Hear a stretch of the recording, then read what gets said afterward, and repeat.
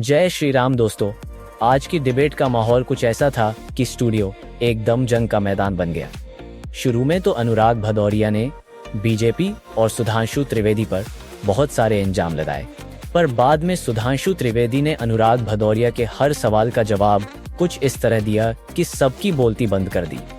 इस डिबेट का असली मजा तो अंत में है, इसीलिए वीडियो को पूरा देखें और डिबेट का पूरा आनंद उठाएं और साथ ही चैनल को सब्सक्राइब करना न भूलें।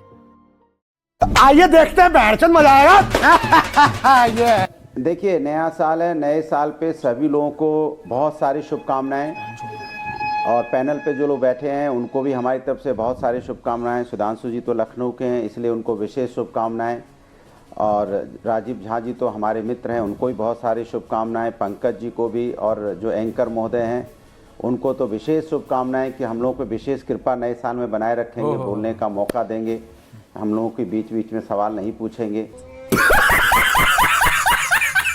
ऐसी उनसे आग्रह करते हुए मैं अपनी बात शुरू करता हूं। सुधांशु जी ने बोला, अच्छी बात बोली कि विश्वास का संकट आ गया है। बिल्कुल विश्वास का संकट आ गया 2014 के बाद से। आपने तो संकट खड़ा किया विश्वास का।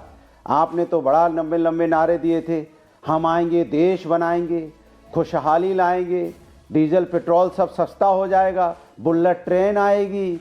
अब सब लोग खोज रहे हैं डॉलर के मुकाबले रुपया मजबूत हो जाएगा, वो भी सब खोज रहे हैं कहाँ मजबूत हुआ और कमज़ोर हो गया। बुलेट ट्रेन पता नहीं कहाँ चल रही है, खोज रहे हैं हम लोग। स्मार्ट सिटी बनने की बात थी, क्यूटो बन रहा था, वहाँ पता नहीं क्यूटो कहाँ है, हम खोज रहे थे, गए थे, बहुत देर तक खोजे, कुछ पता नहीं चला। टूटी फूटी सड़कें तो ज़रूर मिली। ये तो आपके वादे थे। शौचालय की बात कर रहे थे, अरे शौचालय में देखिए तो जाके कहीं, शौचालय में पानी है तो दीवार नहीं है, दीवार है तो पानी नहीं है, ऐसा शौचालय आपने बनाया। किसान की आप बात कर रहे थे, किसान खुशहाल होगा। किसान तो जब से आप आए हो बेचारा धरने पे बैठा है, और धरने पे बैठे बैठे कितने किसानों की मौतें हुई हैं ये आप भी जानते हो, मैं बताने की जरूरत नहीं है। महिला सुरक्षा की बात करते थे, महिलाओं के साथ क्या हुआ इस साल में आपने देखा होगा, चाहे पहलवान महिलाएं हों, चाहे मणिपुर की हों, चाहे हाथरस की हों, BHU की हों, कहीं की उठा लीजिए, महिलाओं पे अत्याचार तो बढ़ता ही चला गया। आप तो महिलाओं की बात कर रहे थे। देश आगे जाएगा, हाँ बिल्कुल, कर्जा में आगे चला गया। 205 करोड़ का 205 लाख करोड़ का कर्जा हो गया, 55 लाख का था जब आप आए थे। 10 सालों में आपने 205 लाख करोड़ माने 55 लाख करोड़, 155 लाख करोड़ आपने बढ़ा दिया। ये आपने उन्नति जरूर कराई। हाँ, एक विकास आपने किया है, एक विकास किया है आपने नफरत का, तेजी से विकास किया है। और आपकी सरकार अच्छा काम करती है, क्योंकि सरकार को सरकार होके वो आलोचना करती है, बस इसको आलोचक सरकार बोलते हैं।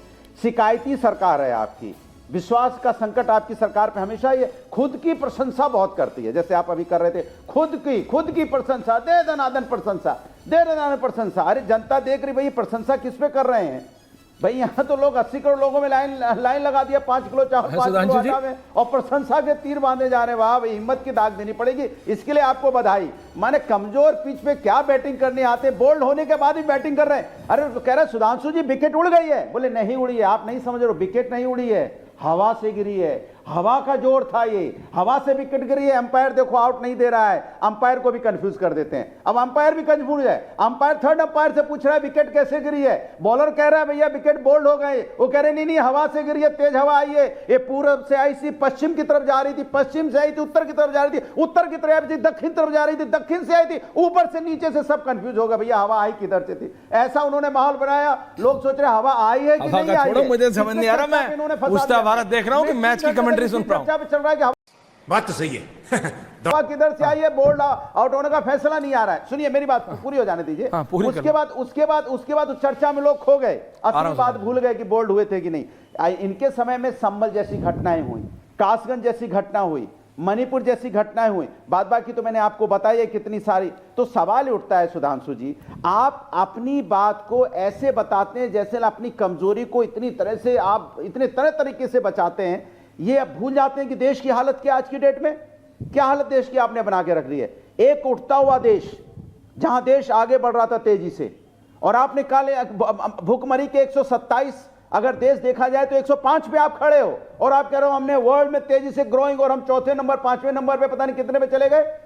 भाई भुखमरी फिर कैसे आप 105 नंबर पे जरा बता दी इंडेक्स में। ओके, कैसे आप यहाँ सुधांशु त्रिवेदी इस काउंटर, उसके बाद पंकज जी आ रहा हूं सर। इंडेक्स लाते ओके अनुराग जी, मैंने आपको एडिक्वेट टाइम दिया, पहले दिन ऐसा मत करिए। मत देखिए, थैंक यू। गांव-गांव जाइए, घर-घर देख लीजिए, लोग बच्चे बेरोजगार बैठे हुए कहीं। ओके माय एवरग्रीन, पड़ोसी को देख लीजिए, अपने रिश्तेदारों को देख लीजिए, नातेदारों को देख लीजिए, हर व्यक्ति बेरोजगार है। आप पीएफओ खोजते रहते, इनका हर व्यक्ति बेरोजगार। हम भी जानना चाहते हैं कहां रोजगार खत्म है। आप एक एप्लीकेशन निकालिए, आपने नहीं सुनिए मेरी बात, एक मिनट सुनिए। यहाँ पे सफाई कर्मचारी की भर्ती सुनी तो रहा हूं मैं, अपना सर खुजाने लगता हूं। यहाँ पढ़े हुए लोग अप्लाई कर रहे हैं, मालूम है आपको इस बात का कि नहीं मालूम है? ओके ठीक है सुधांशु जी, सुधांशु जी वो कह रहे हैं कुछ देश में, ठीक, पंकज जी को भी लाइए, संजीव झा जी को भी ले। वो कह रहे हैं देश में कुछ अच्छा नहीं हो रहा है। अनुराग भदौरिया कह रहे हैं 24 में कुछ अच्छा नहीं हुआ, 25 में आप ठीक कीजिए, हर आदमी बेरोजगार है। अनुराग भदौरिया कह रहे हैं अभी मजा आएगा ना भिड़ो। देखिए, अनुराग भदौरिया जी ने जो अपना एक दीर्घकालिक प्रवचन दिया है, मैं उसका रिवर्स डायरेक्शन में जवाब देने का प्रयास करता हूं। इनका अंतिम सबमिशन ये था कि सफाई कर्मचारी के लिए बीए और एमए पास लोग और वो नौकरी के लिए बात कर रहे हैं। तो मैं याद दिलाना चाहता हूं, इस देश में एक हिस्सा ऐसा था जहां कॉन्स्टिट्यूशनल प्रोविज़न ये था कि वाल्मीकि समाज का बच्चा बीए एमए नहीं, अगर पीएचडी भी कर लेगा कोई बेटा या बेटी, तो सिर्फ सफाई कर्मचारी बनेगा। जन्म से तय होगा कि वो सफाई कर्मचारी है। वो कौन था? कश्मीर। और धारा 370 जब तक थी तब तक था, और 5 अगस्त 2019 के बाद वो खत्म हुआ। 2024 में पहली बार संविधान के चुनाव हुए, और वो जो आप कहते थे ना, याद करिए, आप तो उनके समर्थन में खड़े थे जो कहते थे कितना पढ़ लिख जाए सफाई कर्मचारी बनेगा। अब मैं दूसरी बात बताना चाहता हूं। इन्होंने अपनी बात की शुरुआत की थी कि टॉयलेट में दीवार नहीं है, दीवार है तो पानी नहीं है। अब पता नहीं आप कौन सा टॉयलेट जाके देखे जिसमें दीवार नजर नहीं आई। बगैर दीवार के तो शौचालय बन नहीं सकता। हाँ, पानी नजर नहीं आया। हाँ, ये हो सकता है कि आप किसी ऐसे बाथरूम में चले गए हो जहाँ टोटी ना हो, वो समझ में आ सकता है, मगर पानी नहीं है और दीवार नहीं है, ये थोड़ा समझना मुश्किल काम है।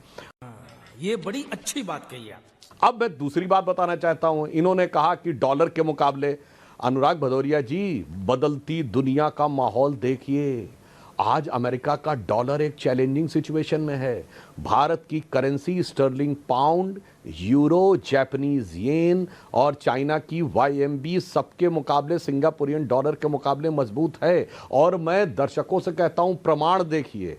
अभी अमेरिका ने थ्रेटन किया था कि अगर ब्रिक्स देशों ने डी डॉलराइजेशन करने का प्रयास किया तो परिणाम गंभीर होंगे। यानी आज दुनिया डॉलर के बगैर भी काम कर रही है। भारत का सबसे बड़ा फॉरेन एक्सचेंज का कंट्रीब्यूशन आता है किससे? पेट्रोलियम से, जो हम रशिया से कर रहे हैं रुपी रूबल में। मैं विनम्रता और चुनौती से पूछता हूं, कभी एक उदाहरण बताइएगा जब अमेरिका को यह कहना पड़ा हो कि डी डॉलराइजेशन की तरफ मत बढ़िए।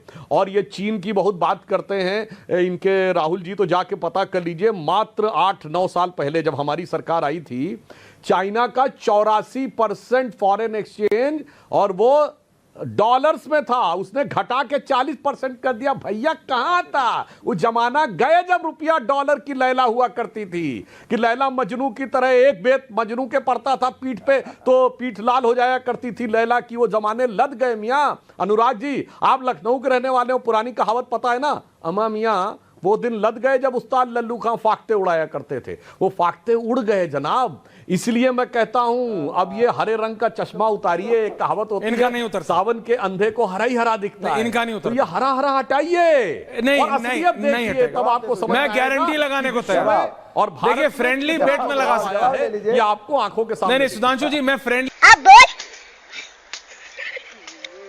बेट लगा सकता हूं और मैं हारूंगा नहीं। जवाब ले लीजिए। ये कुछ हट जाए, अनुराग जी के ये जो हरा थान इन्होंने खरीदा, मुझे लगा फैक्ट्री है ना ये खरीद ली है, थान वान का नहीं है चक्कर, ये फैक्ट्री खरीद ले हरे कपड़े की। नचिया